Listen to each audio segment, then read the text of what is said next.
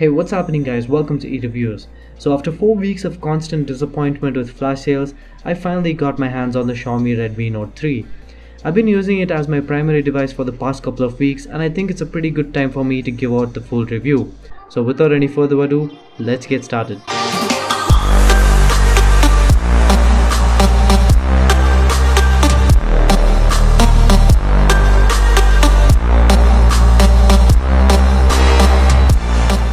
Well, I hope you guys liked that intro. If you did, go ahead and give this video a big thumbs up and do let me know your thoughts in the comment section below. And before we start talking about the phone, let's talk a bit about the unboxing experience. It's got typical Xiaomi packaging, very neat and clean.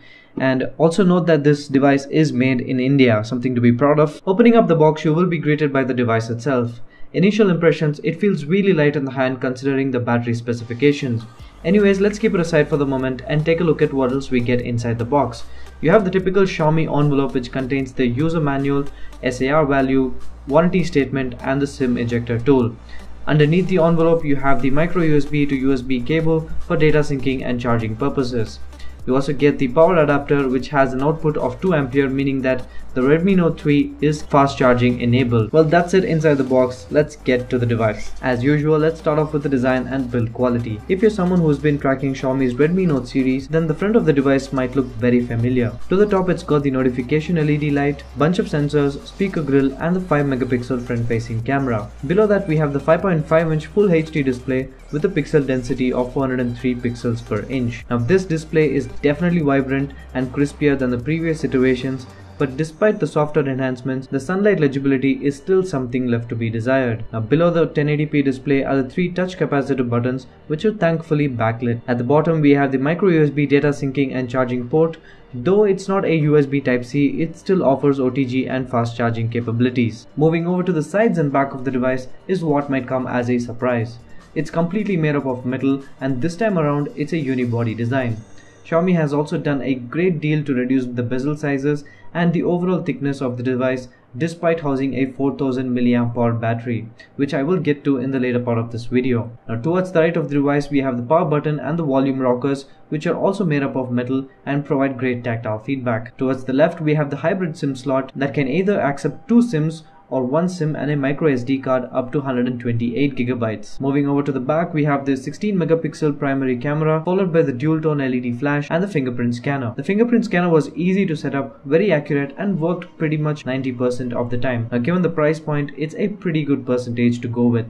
At the bottom we have the Mi logo followed by the loudspeaker, which is kind of mediocre in my opinion. Now moving over to the top we have the secondary noise cancellation microphone, the 3.5mm audio jack and an IR blaster, which is a good addition overall. Coming to the verdict on design and build quality, the device looks very premium, absolutely no doubt about it. But it's one of the most slipperiest devices out there thanks to its rounded edges throughout the body.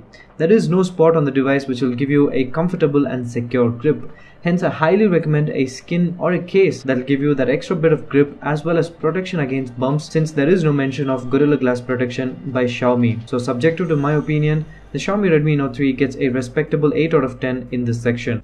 Now moving on to performance, the Xiaomi Redmi Note 3 is a budget beast. It's powered by the Hexacore Snapdragon 650 processor coupled with 3GB of RAM and the Adreno 510 GPU for the graphic end of things. Now with this hardware setup, the Redmi Note 3 pretty much blew away anything and everything that we threw at it. But the restrictions came from the software end. Xiaomi runs their own skin called MIUI on all their devices. Now it's been around for quite some time and its features are well known in the smartphone community, and so are its downsides. To begin with, it's a very heavy skin on Android.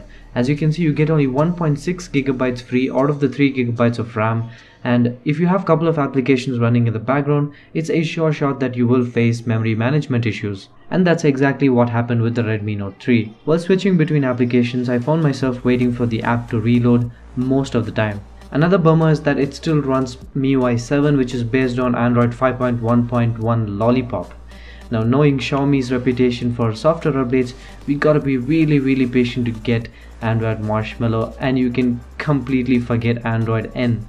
Now backing all this up is a massive 4000 mAh battery. Now you gotta give credits to Xiaomi for fitting this massive battery into this rather lightweight and slim device. Now the battery backup is beyond flagship material.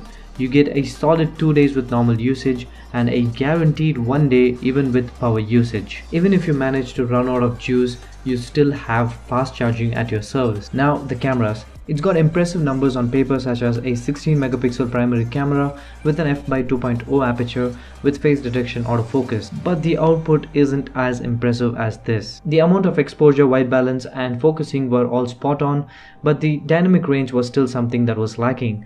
The camera also performed average when it came to artificial and low light conditions. There was always some amount of noise, and the dual tone dual LED flash didn't seem to fit its purpose. Now this camera setup is capable of 4K recording, but Xiaomi decided to top it off at 1080p, and the video result was below average.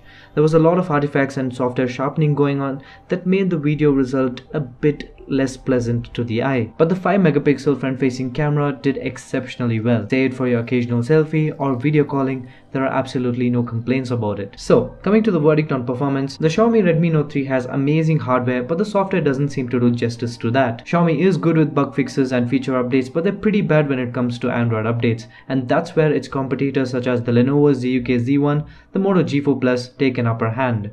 Now taking these points into consideration, and of course subjective to my opinion, I give the Redmi Note 3 a decent score of 7 out of 10. Well, should you buy it at this point of time? If you're a Xiaomi and MIUI fan, go ahead and pick it up, no questions asked. But if you're looking for something else, something different, something better, then you might want to look at the Lenovo ZUK Z1, the Moto G4 Plus, or wait for the Letu and Letu Pro, which will be launched in India in upcoming weeks. Alright guys, so that was my full review of the Xiaomi Redmi Note 3. If you like this video, go ahead and give it a big thumbs up and subscribe to the channel for more such videos. Also like e-reviews on Facebook, Twitter and Instagram for some good tech information and fun giveaways.